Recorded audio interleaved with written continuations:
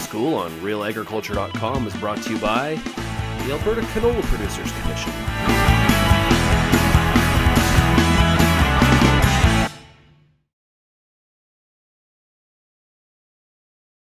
You know, often the best time to diagnose when you have clubroot in the field is near swathing time, because these patches of clubroot will ripen way before everything else.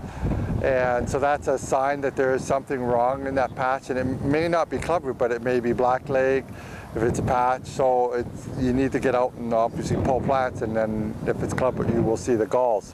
So that's the most obvious time, but often by the end of flowering into flowering, you can sometimes see plants that are wilting or stunted or shorter than the rest, and that's a sign that could be clubroot. And again, if you pull up the plants, you'll probably see, some small to medium-sized galls already by the flowering stage. So if you're in your crop monitoring it right from flowering on, you can have a chance for scouting for the clubroot.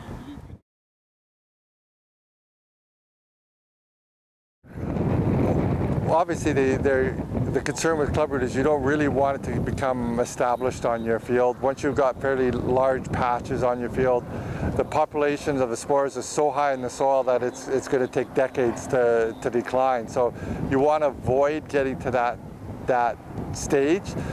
So if you can detect it very early after it's introduced to your field, then you can start taking management practices such as growing a resistant variety so that clubroot never gets established to produce the high populations in the soil.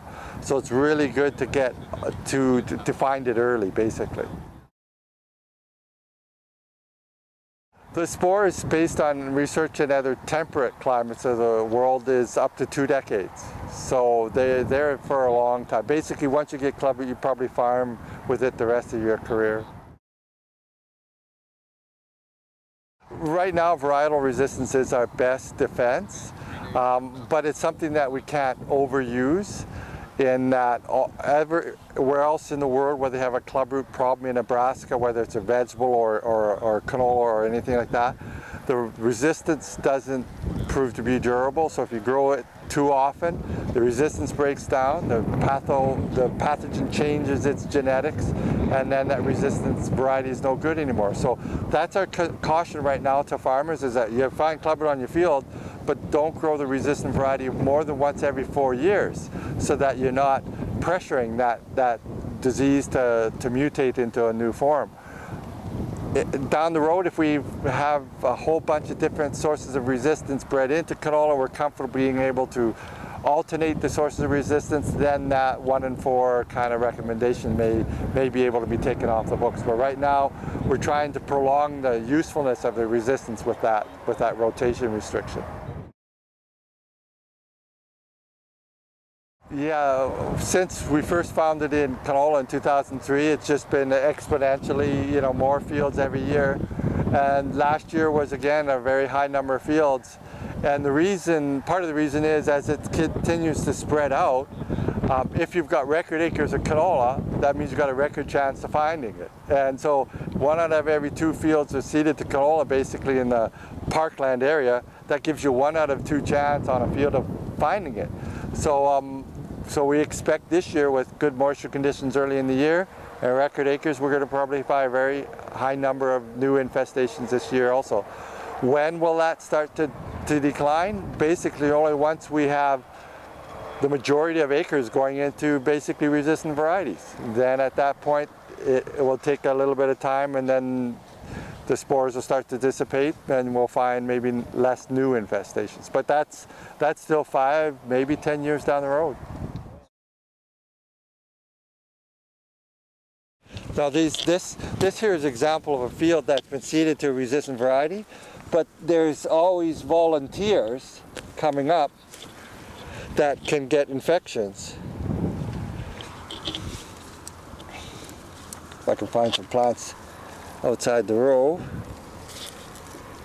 Here's one. So I picked between the rows, and I've found a plant that's not quite so thrifty, but there's some very visible galling.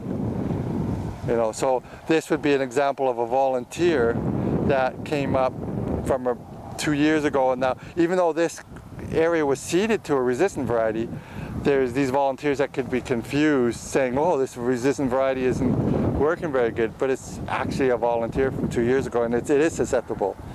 Even a resistant variety, if it would have been planted 2 years ago, its genetics of the resistance will segregate so that you have a small percentage that will be susceptible again. So this, even if this was seeded 2 years ago, resistant variety, this could be one of those susceptible that segregates out.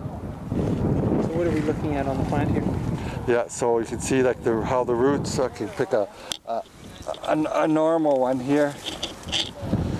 Oh, I got another gold one. Versus, you see a normal root, you know, no swelling, nice laterals, versus like the thickened roots, and then, you know, often you'll see on the laterals you will see some swellings also. So those are two examples of properly volunteers and susceptible versus a resistant cultivar seeded in the same field. So the good resistance is good in our varieties.